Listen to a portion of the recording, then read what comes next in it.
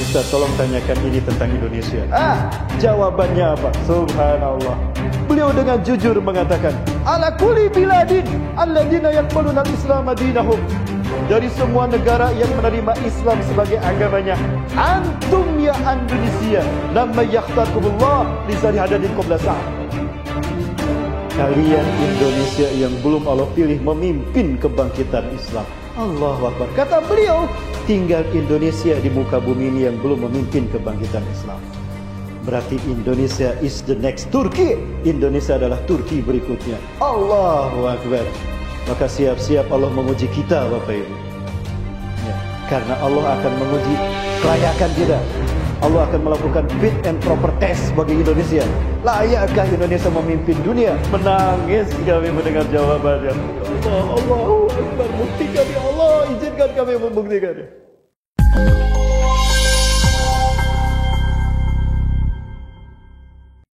Bapak Ibu, Palestina adalah jantung dunia. The heartland of the world. Ya, jantungnya dunia. Kenapa Palestina disebut jantung dunia? Karena Palestina menghubungkan benua Afrika, Eropa dan Asia. Maka negara yang bisa menguasai Palestina, dia bisa menguasai dunia. Hari ini ada sebuah bangsa yang berambisi mengambil alih dunia. They really want to take over the world and to create one government in the world. And the new frame, the new world order. Ada sebuah negara yang ingin mengambil alih dunia dan mereka ingin menciptakan tata peradaban dunia. Negara ini meyakini bahwa Tuhan mereka sebentar lagi akan datang. Mereka menamakan Tuhan mereka Mesayah. Siapa Bapak Ibu? Mesayah. Mesayah versi mereka, versi kita. Siapa Bapak Ibu? Dajjal. Dajjal. Saya sampaikan, saya tidak bicara tanpa fakta. Bertahun-tahun sejak 2006, saya studi pendidikan saya setelah S1 di Indonesia. Saya ngambil 2 kali S1, saya ngambil sastra Arab di IMCF Dubai. Lalu kami belajar di Palestina, Bapak. Nah, saya mendengar bagaimana hiruk pikuknya pemimpin bangsa yang satu ini yang sangat rakus terhadap dunia. Ini saya sampaikan pertemuan Benyamin Netanyahu ya, bukan setan Yahu ya. Benyamin Netanyahu. Benyamin Netanyahu bertemu dengan petinggi Rabi Yahudi. Membicarakan tentang persiapan kenapa raja mereka tidak juga datang. Karena istananya belum ada. Ini pertemuannya Bapak.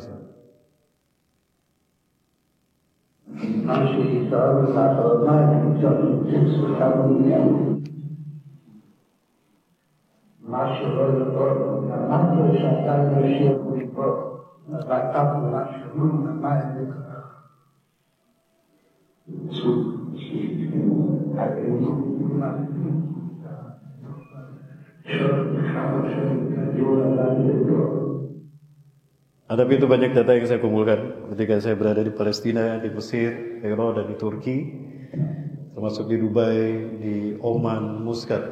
Saya terpaksa harus ke negara Timur Tengah karena kita mencari dan membaca tentang peluang Indonesia kembali membuktikan asa dan cita-cita terbesar di dalam Undang-Undang Dasar 45 pembukaannya. Kita menyatakan bahwa penjajahan di muka bumi harus dihapuskan karena tidak sesuai dengan pri kemanusiaan dan pri keadilan. Maka orang yang cinta NKRI wajib menciptakan perdamaian dunia. Betul? Nah, ini prinsip politik luar negeri kita. Ya, Bapak Ibu rahmati subhanahu wa ta'ala. Nah, mereka sangat berambisi menguasai dunia. Maka demi Allah di mata kami sendiri Bapak Ibu, ketika kami sholat di Masjidil Aqsa, mereka menggali 300 terowongan di bawah Masjidil Aqsa, persis di bawah Masjidil Aqsa. Saya perlihatkan pada Bapak Ibu, kiblat kita yang pertama Masjidil Aqsa. Ada yang pernah ke Masjidil Aqsa Bapak Ibu? Belum? Saya doakan tahun ini Bapak Ibu berangkat ke Masjidil Aqsa bersama Pak Camat, Pak Sekcam, ya Pak Sekretaris Camat, Pak Kapolsek dan Pak Babinsa. Insya Allah berangkat ke Masjidil Aqsa. Insya Allah. Kenapa saya katakan demikian? Isyarat dari Rasulullah. Nanti saya sampaikan kabar gembira dari Gaza Bapak. Beberapa hari yang lalu, ya, saya langsung mendengar dari Syekh yang ada di Gaza Bapak Ibu. Saya bersama Ustaz Randi tadi sudah disampaikan harusnya kami ke Gaza. tapi ternyata kami tidak bisa, situasi masih berkecamuk. Maka kita ingin bertemu dengan Duta Besar Indonesia di Kairo. Sayang sekali Pak Lutfi sudah 2 kali saya bertemu dengan beliau di Kairo. Kami tidak bisa, namun kami disambut oleh Kepala Biro Politik KBRI Indonesia di Kairo, Ibu Dian. Nah, kami ngobrol di sore hari yang sangat dingin sekali, suhunya sangat dingin di Mesir saat itu. Kami sampaikan cita-cita kami Indonesia. Kami ingin ikut memerdekakan Palestina, membayar hutang kemerdekaan Indonesia pada Palestina. Tolong doakan kami Bapak Ibu. Saya dan teman-teman tidak akan pernah berhenti berjuang sampai bendera merah putih berkibar di Masjidil Aqsa. Itulah mimpi para ulama besar dunia, termasuk 5 remaja penghafal Quran di bulan Ramadan. Mereka mimpi ada sebuah bangsa yang mereka tidak kenal wajah mereka. Man haula? Lakina aksara adaduhum. Siapa mereka? Kami tidak tahu. Tapi jumlah mereka sangat banyak. Belakangan mereka tahu ketika salah satu dari mereka membawa bendera yang Rasul sebutkan warnanya merah putih. Betulkah Rasulullah menyebutkan merah putih dalam hadisnya? Oleh karena itu, nantikan penjelasannya setelah pesan-pesan berikut ini. Jangan kemana-mana, tetap bersama saya setelah yang satu ini. Yang saya hormati dan saya muliakan karena Allah, Bapak Ketua Dewan Kemakmuran Masjid Musyawarah Bapak Ustaz Ahmad Wahidi Maki MPDI. Terima kasih Pak sudah menyambut kami dan mengizinkan kami hadir di sini. Ini nampaknya kajian terakhir kami. Besok saya dan tim kembali ke Riau, Pekanbaru. Kantor kami di Riau, Pak. Adapun saya kembali ke Bandung, Jawa Barat. Saya tinggal di Bandung, Pak. Tapi kami ke Jakarta dulu. Dari Jakarta kami langsung ke Bandung. Saya hadir bersama istri. Alhamdulillah didampingi istri Pak, karena sudah lama tidak ketemu istri Pak. Jadi istri saya datang mendampingi. Juga selamat dan saya muliakan karena Allah, Bapak Sekretaris Camat Kecamatan Seberang Ulu 1. Terima kasih Pak sudah hadir. Salam kami untuk para pengurus di Kecamatan Seberang Ulu 1. Ya agak susah menyebutnya, Seberang Ulu 1. Ya selamat dan saya muliakan karena Allah, Bapak utusan dari Kapolsek, Bapak Kapolsek Kecamatan Kapolsek Seberang Ulu 1, dan juga Bapak Babinsa dari Koramil ya. Dan kami terima kasih Pak sudah hadir, sehat selalu semuanya. Juga saya hormati dan saya muliakan karena Allah, para orang tua kami, para sesepuh, para tokoh, para alim ulama, hadirin Bapak Ibu yang dirahmati Allah Subhanahu wa taala. Tidak ada oleh-oleh yang saya bawa banyak Bapak Ibu, habis. Nanti ada oleh-oleh kami bawa dari Provinsi Hebron. Provinsi Hebron ini adalah Al-Khalil, tempat Nabi Ibrahim tinggal sampai wafatnya. Nah, di Hebron ini ada penjara besar Bapak Ibu. Saudara-saudara kita disekap. Saya masuk diperiksa semua apa yang saya bawa. Ada checkpoint, ya tentara Israel memeriksa semua apa yang kami bawa, termasuk memeriksa badan saya. Saya masuk alhamdulillah bisa bertemu dan ngobrol dengan saudara-saudara kita di Al-Khalil Hebron, provinsi yang terdekat ke Gaza. Nah, kami bawa oleh-olehnya. Mereka menganyam sorban. Di penjara itu mereka menganyam sorban. Dan sorban itu kami bawa ke sini, ke masjid ini. Insya Allah hadiah buat Bapak Ibu sekalian yang mau membantu mereka. Halo? Sepi sekali, di mana suara ini? Jamaah. Oi jamaah. Mana suaranya ini? Bapak Ibu mau masuk surga? Mau langsung apa mau mampir dulu ke neraka? Oh, mau langsung? Mau langsung sore ini? Oh enggak. Mau Bapak Ibu duluan saya belakangan atau saya belakangan Bapak Ibu duluan? Sama-sama saya. Bapak Ibu dirahmati Allah Subhanahu wa taala. Suatu hari Abu Dzar Al-Ghifari bertanya kepada Rasulullah sallallahu alaihi wasallam, "Ya Rasulullah, ayyul masjid bunya fil alam awalan?" Wahai Rasulullah, masjid apakah yang pertama kali dibangun di muka bumi? Saya izin berdiri Pak Deka. Mohon maaf Pak, saya ikut berdiri. Nah, Rasulullah SAW menjawab, Al-Masjidil Haram. Yang pertama dibangun Al-Masjidil Haram. Yang membangunnya adalah Nabi Adam AS. Dan ini tugas pertama dari Allah kepada Nabi Adam. Setelah Nabi Adam 100 tahun berada di muka bumi. Nabi Adam bayangkan 100 tahun terpisah dengan Siti Hawa Bapak. Dari surga Nabi Adam dipingsankan Allah, dibawa bongkahan tanahnya, dijatuhkan fi makanin ada fawqal ard. Nabi Adam dijatuhkan di Hindustan, di Nepal. Dalam keadaan pingsan. Bangun-bangun sudah ada di Nepal, tepatnya di Bukit Buddha. Buddha artinya subur. Siti Hawa dipingsankan Allah, dijatuhkan di Jazirah Arab. Titik Siti Hawa jatuh diberi nama Jeddah. Jeddah itu artinya nenek Siti Hawa. Adapun Ajazil, iblis, Allah turunkan di Dastamaisan, Basrah, Irak. Dalam bentuk seekor ular besar. Allah kutuk menjadi seekor ular besar. Punya sayap, punya tanduk, bisa mengeluarkan api, punya kaki dan tangan dan bisa berbicara. Ular apa? Ular naga. Nah, itulah sejarah ular naga di dunia.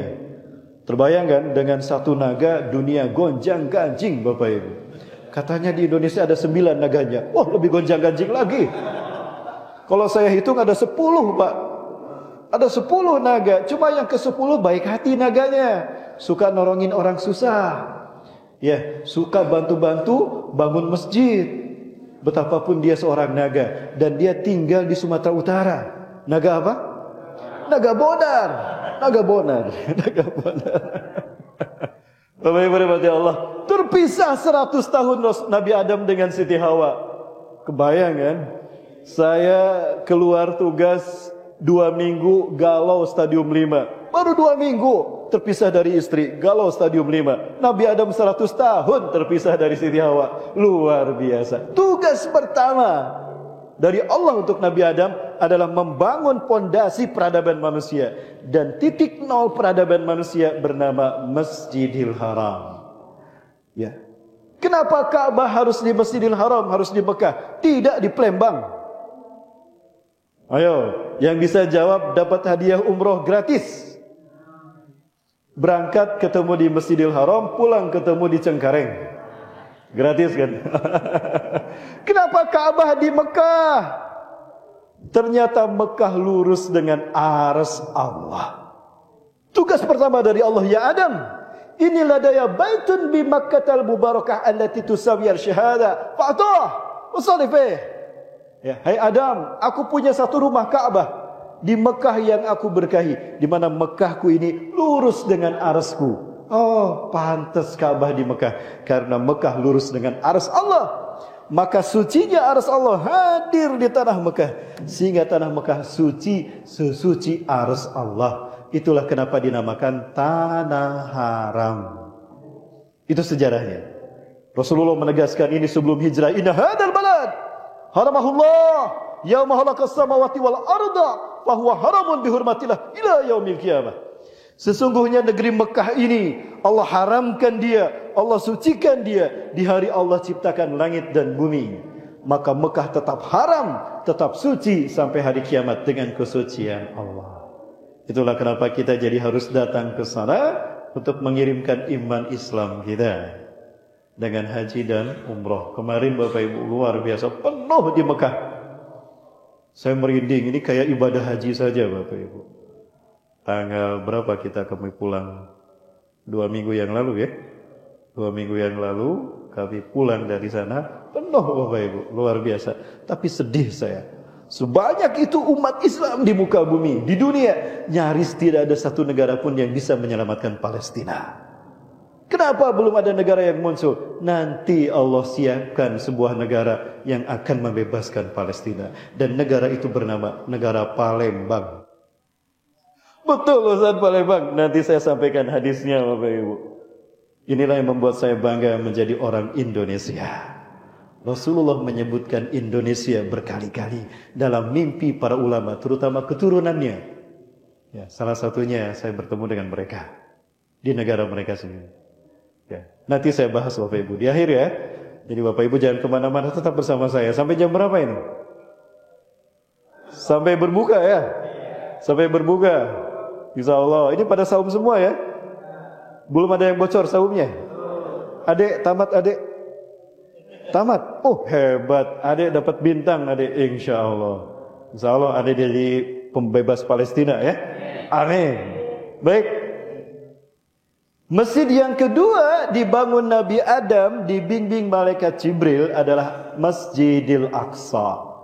Aqsa artinya paling jauh. Kalau haram artinya suci, Aqsa artinya paling jauh. Jarak dari Masjidil Haram ke Masjidil Aqsa 1233 km. Inilah jarak yang ditempuh Rasulullah ketika Isra. dari Masjidil Haram ke Masjidil Aqsa. Rasulullah menggunakan buraq. Hayawanun khalaqallahu min nur, suratuh tahtal hisan fawqal bigan. Bentuknya Allah ciptakan dari cahaya, bentuknya di bawah kuda di atas keledai. Di bawah kuda di atas keledai. Seperti apa Bapak Ibu? Di bawah kuda di atas keledai. Seperti buraq. Susah saya membayangkannya. Seperti buraq Bapak Ibu. Inilah jarak yang ditempuh Rasulullah SAW. Dan inilah pondasi peradaban yang dibangun Nabi Adam alaihissalam. Ya Bapak Ibu, dimulai dari Masjidil Haram dan berakhir di Masjidil Aqsa. Artinya apa? Peradaban manusia berakhir di Palestina. Jika umat manusia seluruh dunia sudah berbicara tentang Palestina, Gaza, Masjidil Aqsa, itu pertanda sebentar lagi kiamat Bapak Ibu. Ini adalah fakta akhir zaman yang harus kita terima Bapak Ibu. Bahwa dunia memang tidak lama lagi berakhir. Ustaz nakut-nakutin. Bukan saya, Rasulullah yang menyampaikan. Saya hanya menyampaikan saja, bukan menakut-nakuti. Karena saya tidak mau takut sendirian. Mending kita takut bareng-bareng. Makanya saya sampaikan. Suatu hari ketika Rasulullah selesai perang melawan Bani Mustalik, perang sangat pelik luar biasa. Rasulullah melihat para sahabat kelaparan, lapar, lelah sekali. Rasulullah memanggil Ibnu Hawalah al-Asadi. "Ta'ali Ibnu Hawalah, inshir hadan makan, in wajadta al-ghanaim khazuna, natama'u tamam." Ya, natamatta'am. Keliling, hai Ibnu Hawalah. Cari kalau ada sapi, ada kerbau, ada unta, ada kambing, bawa sini, kita makan sama-sama. Itu ghanimah, halal untuk kita. Berjam-jam mereka mencari ghanimah, tidak ditemukan. Maka Ibnu Hawalah dalam keadaan lelah dan tangan kosong menyesal dan mengatakan, "Maaf ya Rasulullah, kami tidak menemukan seekor pun. Sudah habis dibawa ke Palembang buat buka bersama." Maka Rasulullah SAW menepuk pundak Ibnu Hawalah al-Azdi. "Ya Ibnu Hawalah, hei Ibnu Hawalah, jika engkau menyaksikan panji Islam berkibar di Masjidil Aqsa atau di pelatarannya, kiamat lebih dekat kepada kalian ketimbang pundak dengan kepalamu, hei Ibnu Hawalah." Subhanallah. Jadi kalau Palestina merdeka Bapak Ibu, Israel hancur, Masjidil Aqsa kembali ke pangkuan kaum muslimin, kiamat akan datang Bapak Ibu. Jadi mau pilih mana? Palestina merdeka, kiamat datang, atau Palestina berdarah-darah, kiamat masih jauh? Oh, masih jauh. Oh, adik masih cinta dunia, masih betah di Palembang. Bapak Ibu yang dirahmati Allah Subhanahu wa taala, inilah hari akhir yang tidak bisa kita elakkan. Namun ada kabar gembira dari Gaza Bapak Ibu. Apa kabar gembiranya? Saya sempat kehilangan syekh ini. Bapak Ibu, alhamdulillah beberapa syekh membantu kami. Beliau adalah guru-guru kami ketika kami belajar di Palestina. Syekh inilah yang membuat bangga kami terhadap Indonesia Bapak Ibu. Nanti kita bahas tentang Indonesia. Tadi sudah kami semangati adik-adik pelajar di SMP 41. Tadi kami silaturahmi ke SMP 41 menyampaikan kabar gembira bahwa tugas Indonesia menciptakan perdamaian dunia. Dan ada rahasia kenapa bendera kita merah putih, ternyata ada hadisnya. Subhanallah. Bapak Ibu yang Subhanahu wa taala, saya sampaikan kabar gembira dari saudara kita di Palestina, Gaza Bapak Ibu. Bapak Ibu jangan kemana-mana, tetap bersama saya setelah yang satu ini. The smell of musk is spreading all over Gaza. People are digging under the rubble, picking up martyrs, smelling the smell of Gaza. Inilah yang terjadi di Palestina saat ini. Setiap hari bahkan setiap detiknya terus dilakukan pencarian korban yang tertimbun reruntuhan akibat kekejaman Zionis Israel. Dan ajaibnya, meskipun para syuhada dapat ditemukan setelah berhari-hari kemudian, namun tidak sedikit pun tercium bau busuk yang tidak sedap. Malah sebaliknya. The smell of musk is all over Gaza. Sorry. The smell of musk is spreading all over Gaza. People are digging under the rubble. Saya inilah yang menyampaikan kabar gembira kepada kita Bapak, yang membuat kita makin bersemangat untuk berjuang Bapak Ibu, saya sempat kehilangan beliau. Saya sempat berpikir beliau syahid bersama keluarganya. Mengingat Gaza terus dibombardir oleh Zionis Yahudi. Ya Bapak Ibu. Nah, tiba-tiba beliau muncul lagi memberikan kabar gembira ini. Apa kabar gembira dari beliau? Ladai akhan alladhi yaskunu wa tajawazu bi imra'atin min Suriah. Aku punya saudara laki-laki. Beliau menikah dengan seorang istri dari Suriah. Wanita Suriah. Suriah itu di atas Palestina. Ini Palestina, Lebanon, Suriah. Sebelah sini Jordan, sebelah sini Irak, Bapak Ibu. Di tengah-tengahnya ada Laut Mati dan ada Danau Tiberias. Ya, Bapak Ibu kalau ikut bersama saya ke Palestina, saya ajak jalan-jalan bersama. Insya Allah. Nabung dari sekarang Bapak Ibu, mumpung masih aman. Promosi. Nah, beliau tinggal di samping rumah sakit Asyifa yang habis dibom Israel. Qadarullah mereka selamat. Istrinya menangis setiap malam. Dimana tabkin ya zawzati? Kula laira anda tabkin. Dimana? Kenapa kau menangis istriku? Setiap malam kau menangis. Apa jawaban istrinya? Wallah, laqad laqaitu nabiyana Muhammad sallallahu alaihi wasallam fi manami. Kula laira wa fil lailatil bariyah. Demi Allah, saya mimpi setiap malam ketemu Rasulullah sallallahu alaihi wasallam. Bahkan tadi malam pun aku ketemu Rasulullah. Kata istrinya, Bapak Ibu, kalau kita mimpi ketemu Rasulullah itu benar.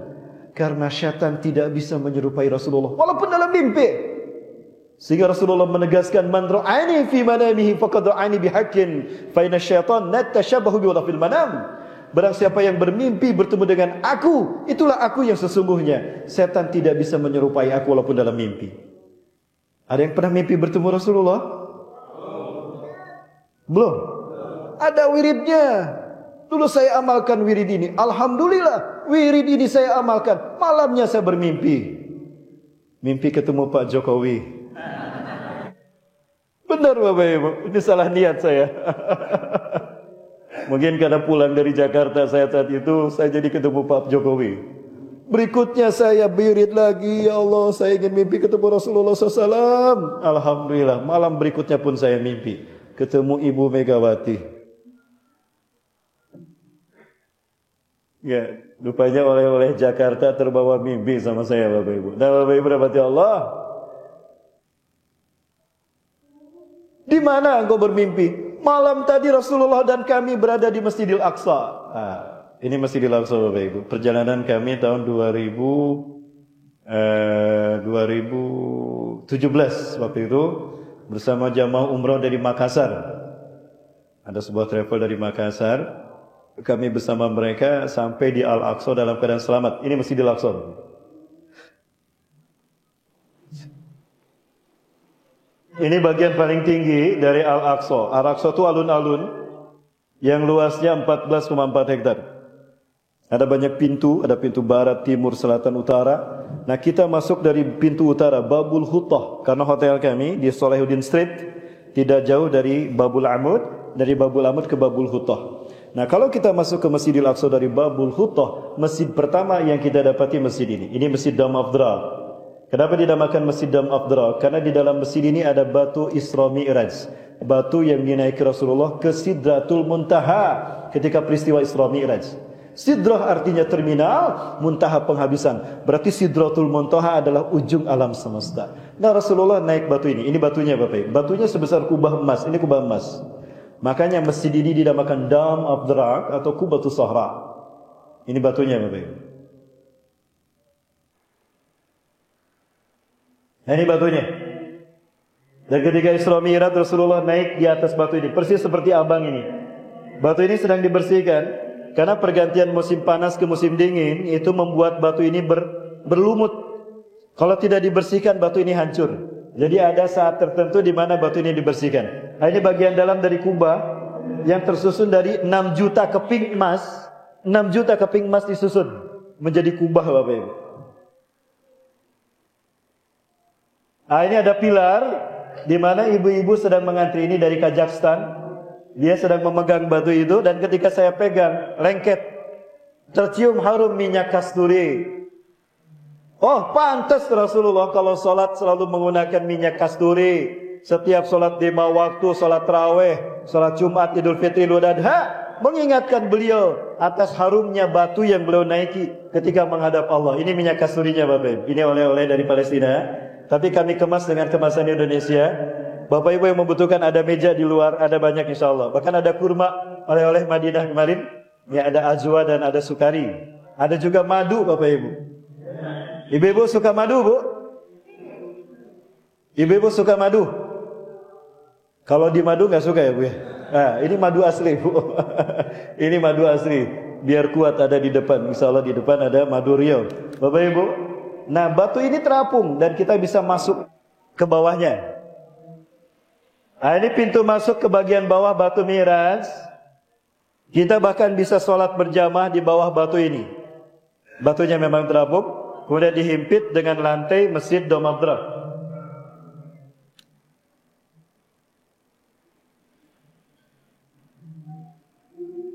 Ada yang sedang pada sholat di bawah batunya. Ini batu dari batu Mi'raj yang dinaiki Rasulullah, naik ke langit ke Sidratul Muntaha. Sekarang kita berada di bawah batu ini.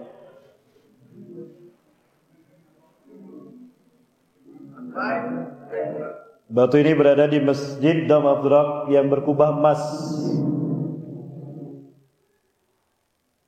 Ini adalah kubah, di mana di kubah inilah Rasulullah SAW berdiri menjadi imam sholat 1.500 Nabi dan Rasul. Mereka hadir, diperintahkan Allah hadir ke bumi untuk menjadi makmum, memuliakan Rasulullah SAW. Ustaz, mereka sudah meninggal Ustaz, masa hadir lagi? Inilah kekhususan bagi para Nabi dan Rasul. Kekhususan dan kehormatan bagi Rasulullah SAW. Nabi yang sudah wafat pun harus dibalik lagi ke bumi untuk menyaksikan dan menghormati Rasulullah hadir di Palestina. Subhanallah. Katanya orang yang sudah meninggal gak bisa balik lagi ke dunia. Betul. Tapi untuk orang-orang tertentu spesial. Dan jangan pernah mengatakan orang yang gugur di jalan Allah meninggal. Tidak. Mereka hidup di sisi Allah.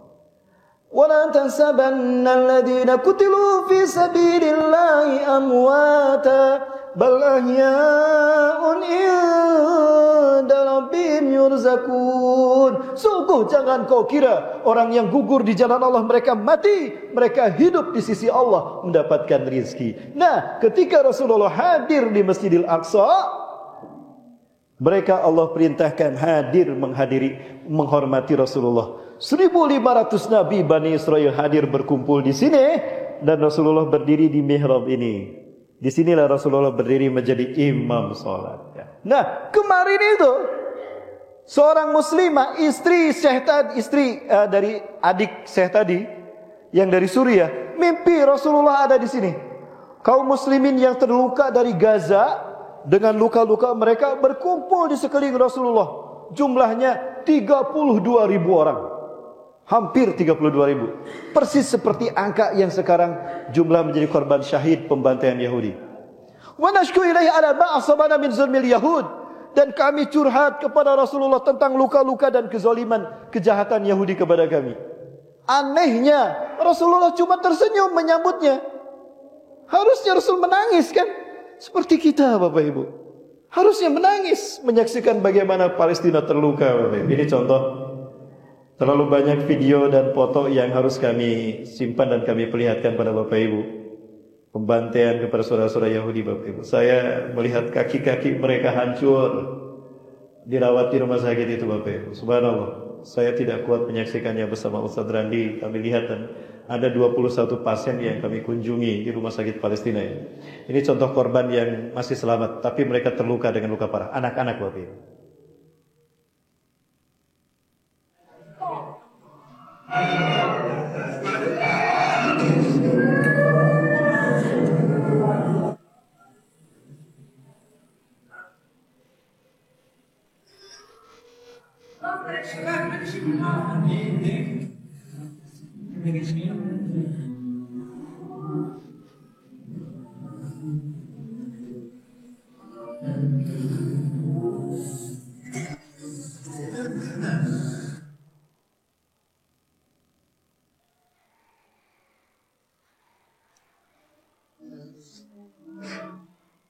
Saya sendiri melihatnya tidak kuat Bapak Ibu.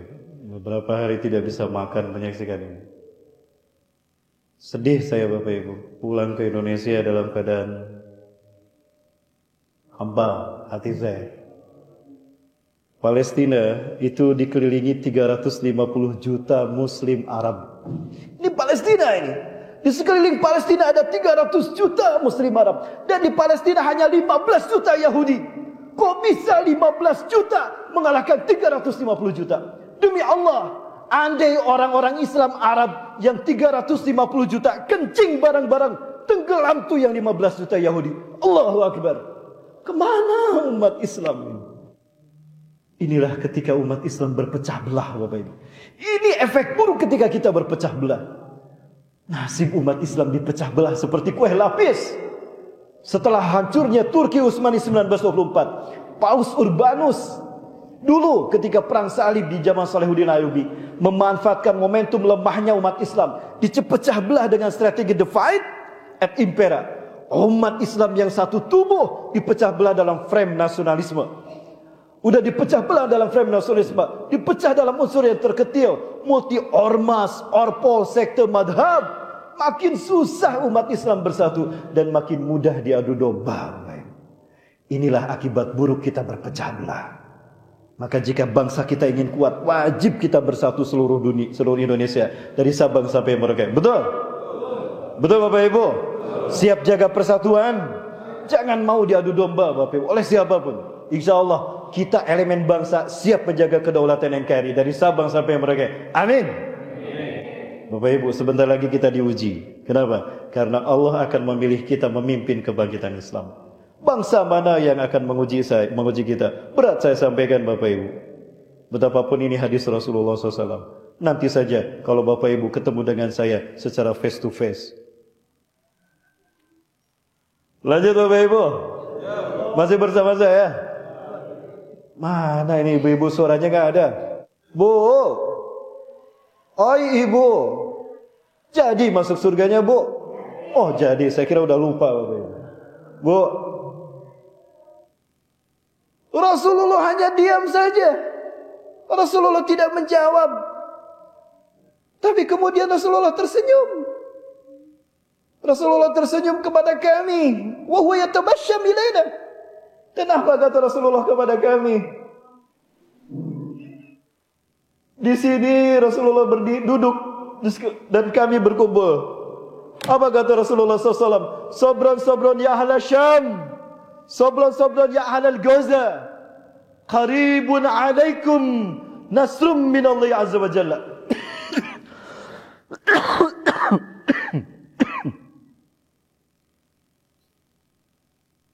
Bapak Ibu mohon maaf. Di Turki saya terjebak dengan salju Bapak Ibu. Dada saya langsung sesak.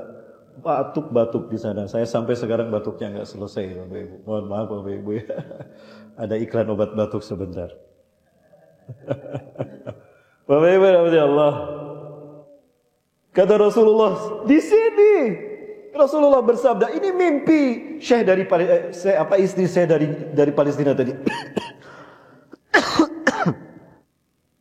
Sabar wahai penduduk Gaza.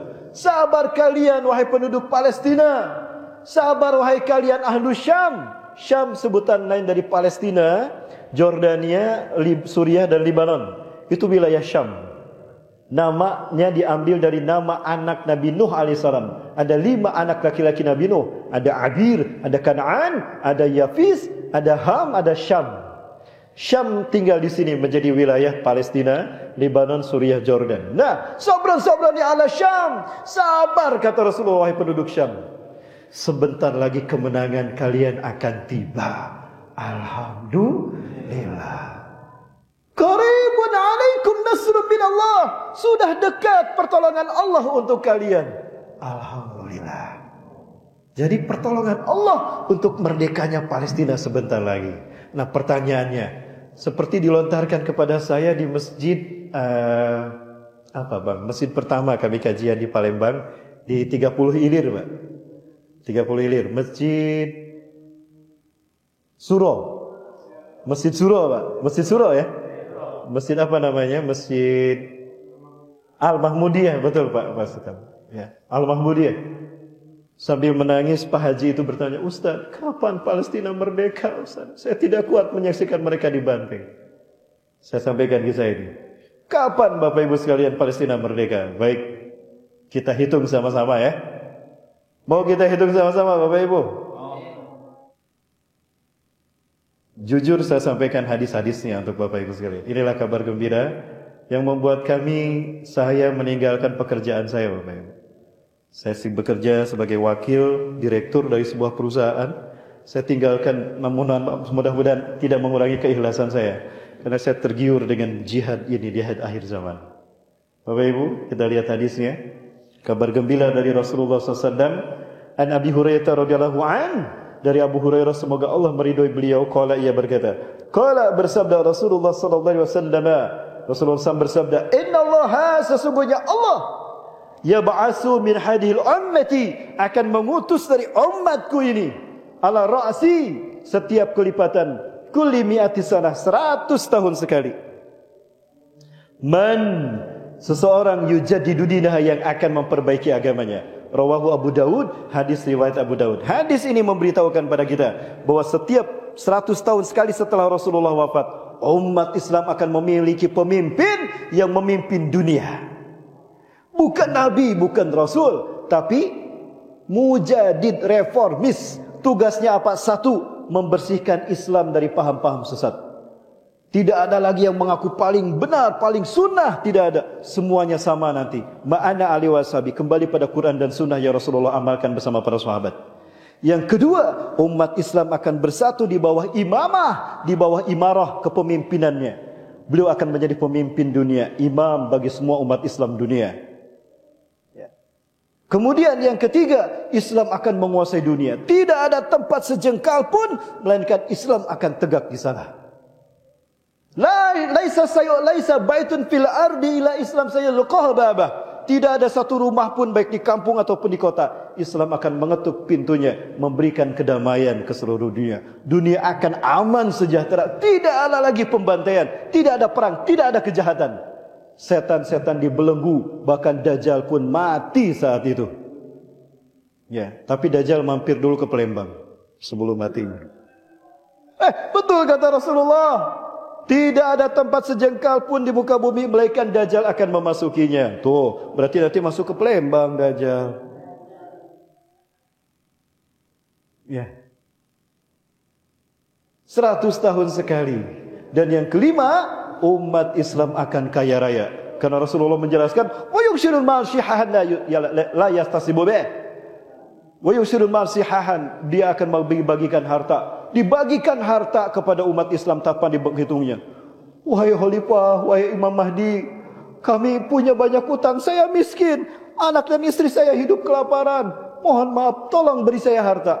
Ambil di belakang sana. Seberapa banyak? Kamu bisa bawa segimana? Bawa sebanyak yang kamu bisa bawa. Setruk, boleh, silakan ambil setruk. Saking banyaknya harta. Jadi insya Allah kalau beliau datang, hutang sama cicilan kita lunas. Amin. Yang senang yang punya cicilan senyum tuh. Ya Allah, segera datangkan Imam Mahdi. Ya Allah, ini debt kolektor mau datang ke rumah. Nagih cicilan. Amin. 100 tahun satu kali, Bapak Ibu. Baik. Umat Islam yang terakhir memimpin dunia siapa, Bapak Ibu? Umat Islam yang terakhir memimpin dunia, menggenapkan 1315 tahun Islam memimpin dunia sejak Rasulullah, adalah Turki Utsmani. Turki. Ya, Bapak Ibu, insya Allah banyak saudara-saudara kita yang tinggal di Turki. Bapak Ibu jangan takut tidak bisa makan pempek. Di Istanbul itu ada ruko. Ruko itu khusus menyediakan pempek Palembang. Ada tekwan, ada pempek, ada laksan, ada mie celor. Betul, karena dia orang Palembang, tinggal di Istanbul. Suaminya orang Turki. Kalau Bapak Ibu ikut saya, nanti saya bawa ke sana. Halo, jamaah, mana suaranya? Kok gak senang ada pempek di Turki? Ada Bapak Ibu. Benar, saya gak bohong. Tulisannya gede. Ya, kuliner Nusantara di Istanbul. Itu judulnya, judul rukonya. Baik.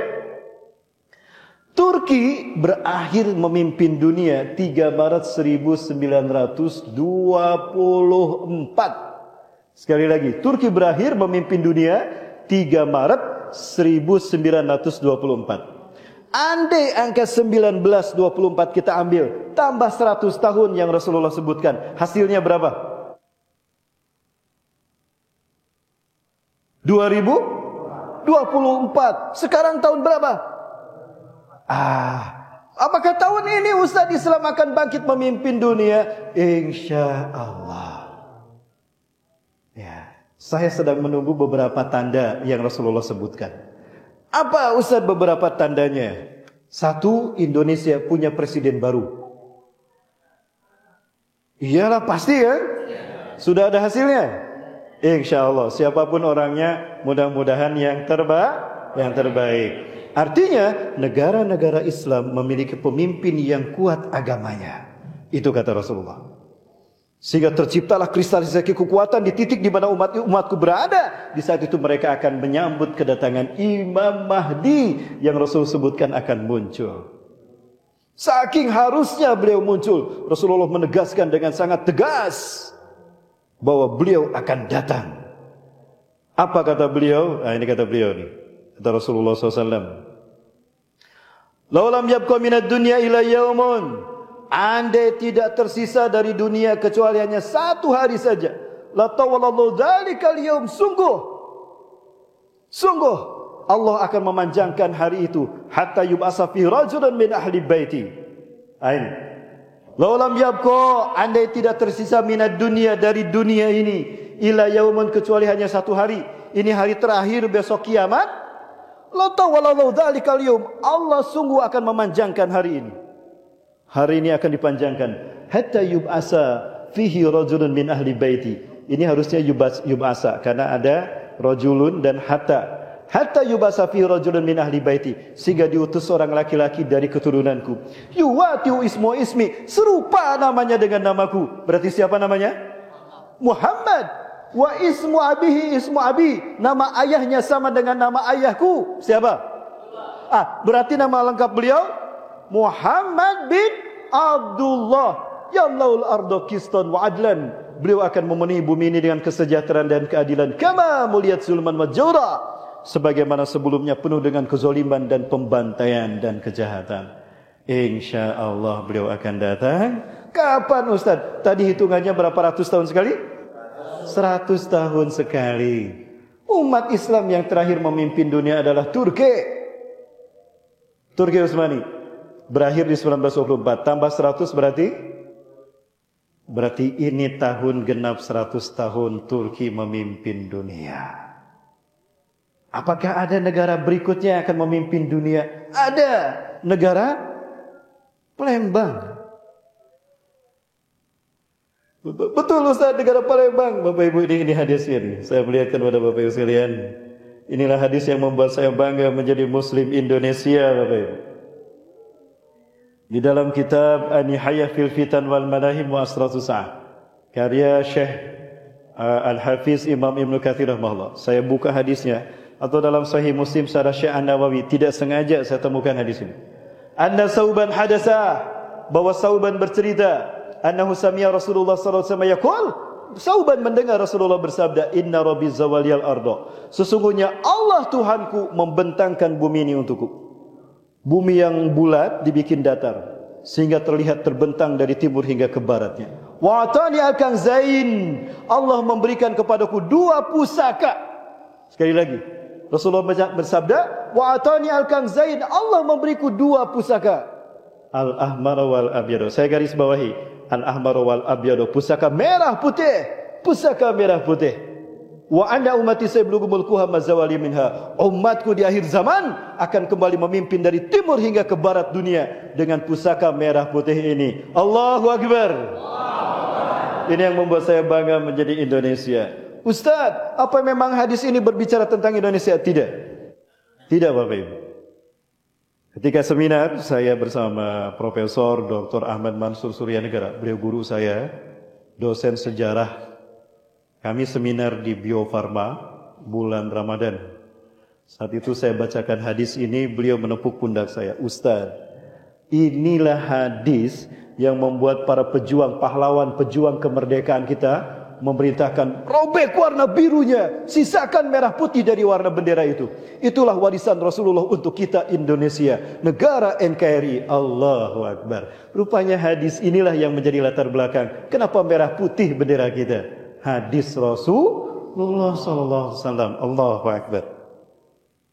Bapak Ibu, saya tanyakan kepada dosen saya, guru saya. 2016 adalah saat pertama saya harus ke Palestina. Ada sebuah foundation di Yerusalem, pimpinan Mr. Solomon, saya kerjasama dengan beliau, lembaga Indonesia. Kami saat itu di Golden Future Foundation, pusat kami di kota Bandung. Kami membuat yayasan ini untuk membangun kerjasama dengan negara-negara di dunia, terutama Timur Tengah, untuk kemerdekaan Palestina. 2016, sholat subuh saya di Masjid Al-Aqsa, di Masjid Kibli. Ternyata beliau imamnya, Syekh Ali Al-Abasi. Mari Pak, terima kasih Pak sudah hadir. Barakallahu fikum, hayakumullah. Beliau tinggi Bapak Ibu. Ya, beliau sudah beberapa kali ke Indonesia, bahkan ke kota Bandung. Ke kota Bandung kami bawa, kami kasih tinggal di sebuah hotel. Kami bawa ke perumahan elit di Bandung, Kabupaten Bandung Barat, di Kota Baru Parahyangan. Beliau disajikan teriyaki dan kangkung, cak kangkung. Beliau tanya, apa ini? Oh, ini cak kangkung, saya kata. Anta tuhib? Fadal, saya. Lazid jidan insyaAllah. Silakan saya, enak. Beliau makan tuh. Masya Allah, lazid jidan, kata beliau, enak sekali. Satu mangkok habis sendirian. Kita cuma sedikit makan kangkung. Beliau satu mangkok.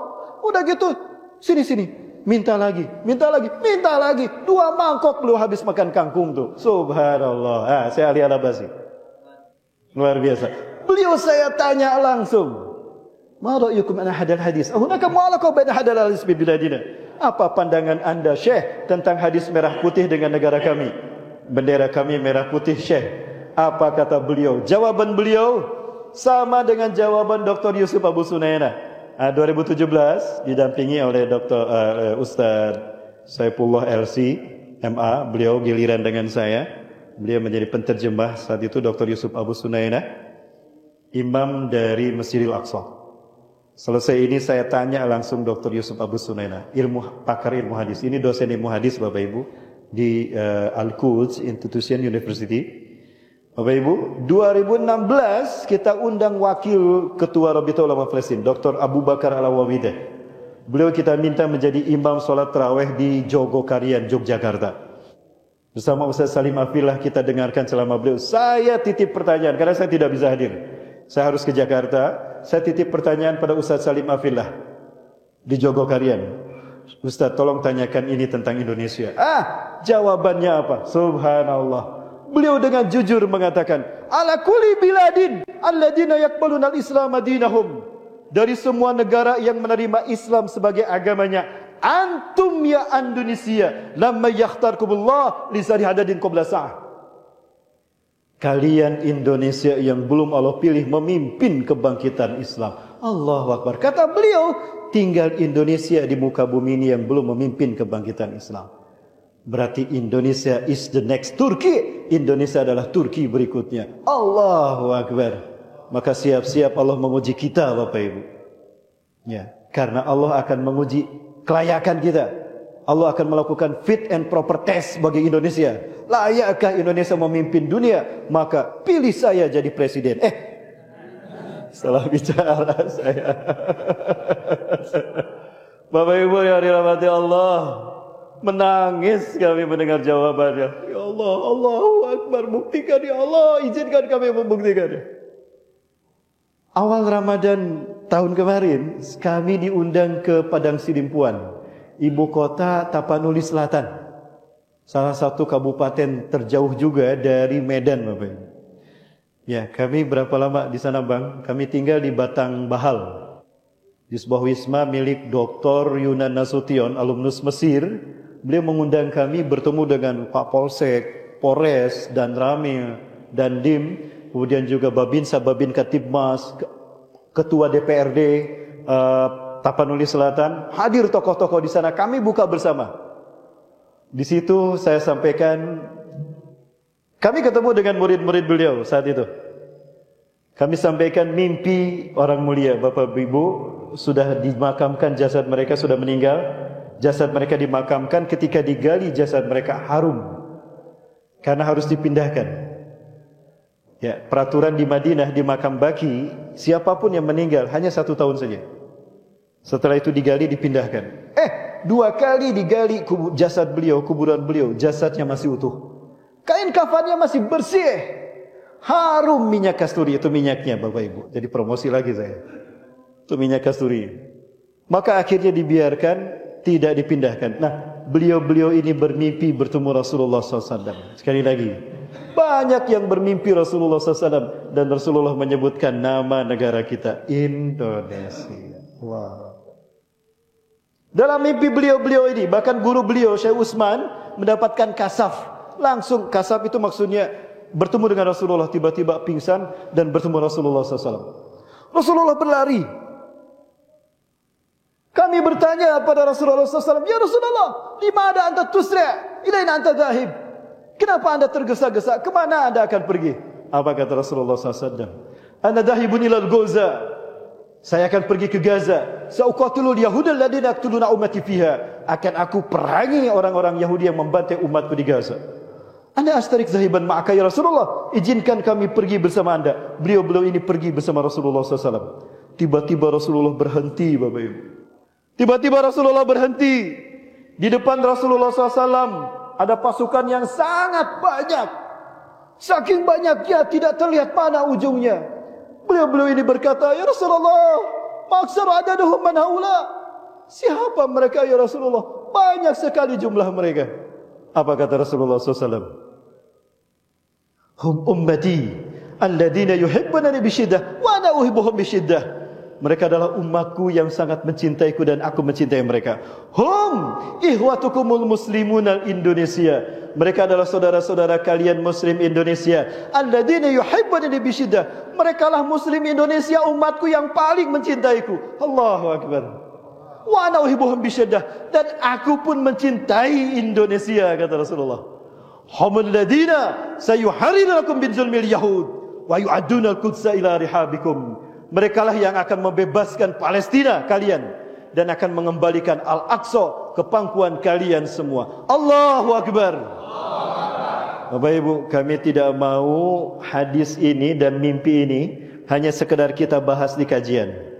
Kita pulang selesai, tidak akan menyelesaikan masalah Palestina dan tidak akan mewujudkan mimpi ini. Bapak Ibu rahmati Allah, baik, saya buktikan besarnya cinta rakyat Palestina. Sejak saat itu, setelah mimpi itu, beliau membangun universitas besar di Yaman. Gratis untuk seluruh Indonesia, rakyat Indonesia. Saking cintanya beliau pada Indonesia. Saya mendapatkan kesempatan belajar di sana 2010, Bapak Ibu. Saya mengambil tafsir hadis, Bapak Ibu sekalian, kuliah tafsir maksud saya. Saya ingin belajar tafsir. Sayang sekali saat itu terjadi kudeta. Ya, Syekh Husain Badruddin Al-Houthi yang sekarang memimpin Houthi itu melakukan kudeta, menggulingkan pemerintah yang sah saat itu, sehingga kami mahasiswa Indonesia berjumlah 6.000 orang dikembalikan ke Indonesia. Kami tidak bisa melanjutkan studi kami di sana, Bapak Ibu. Saya gagal melanjutkan S2 saya di sana. Saya lanjutkan di Al-Quds Institution Palestina, Bapak Ibu. Saya mendapatkan kehormatan dari, mohon maaf saya tidak bermaksud ujub, Bapak Ibu. Ini saking cintanya mereka kepada Indonesia. Siapapun rakyat Indonesia yang kuliah di sana gratis, Bapak Ibu. Bahkan sekarang di Mesir pun membuka gratis. Ya, SD, SMP, SMA, orang Indonesia mau sekolah di sana gratis. Orang tuanya diizinkan tinggal di Kairo. Boleh Bapak Ibu. Mau kuliah di sana anak-anaknya silakan. Nanti saya coba hubungkan dengan teman saya yang masih ada di Kairo sekarang. Beliau tinggal di sana sekarang. Beliau menjadi warga Kairo, Mesir. Menjadi pembantu mediasi anak-anak Indonesia yang ingin kuliah di Al-Azhar. Kemarin kunjungan kami ke sana dibantu juga oleh mereka, Bapak Ibu sekalian yang dirahmati Allah. Ketika kami harus menemui para pasien yang ada di sana. Bapak Ibu rahmati Allah Subhanahu wa taala. Jadi gimana Bapak Ibu? Siap membebaskan Palestina?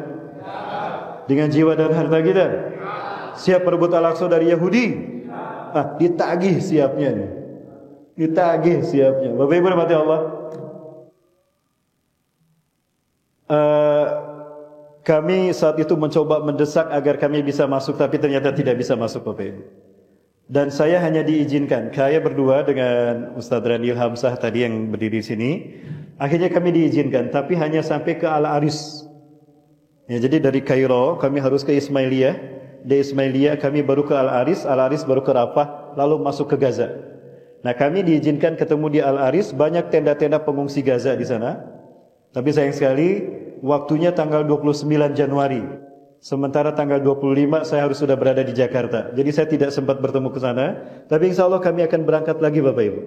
Sekali lagi kami tidak akan pernah berhenti untuk berjuang membantu kemerdekaan Palestina sampai Palestina merdeka sebagaimana kita merdeka di Indonesia. Amin. Bapak Ibu yang dimantu subhanahu wa ta'ala, begitu aman, maka kami langsung alhamdulillah mendapatkan izin untuk memasukkan bantuan ke Gaza bulan Oktober. Di bulan Oktober, alhamdulillah bantuan Indonesia sampai ke sana. Ini dari seluruh Indonesia kami kumpulkan, Bapak Ibu.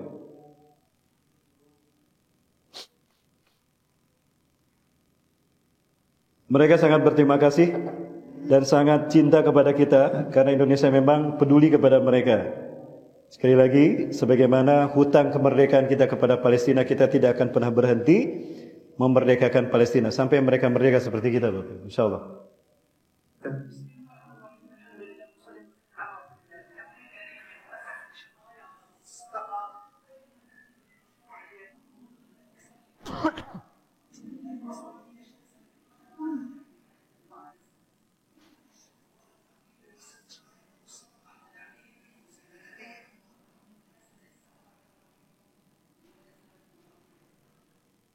Intinya beliau menyampaikan terima kasih atas kepedulian rakyat Indonesia dari provinsi mana saja Anda, kata beliau, yang telah menyampaikan kepeduliannya kepada rakyat Gaza yang sekarang sedang dibantai oleh Israel. Kami sedang berada di Gaza, sudah membuktikan menerima donasi ini. Bapak Ibu, di kantong kresek itu ada buah-buahan dan umbi-umbian untuk mereka masak, karena tidak ada pabrik tepung yang ada di sana. Yang ada adalah anak-anak memakan rumput, Bapak Ibu. Sedih saya menyaksikan bagaimana teman-teman kita mengirimkan dokumentasi anak-anak Palestina memakan rumput. Alhamdulillah mereka sudah menerima donasi kita sekarang. Ini para penerima donasi kita.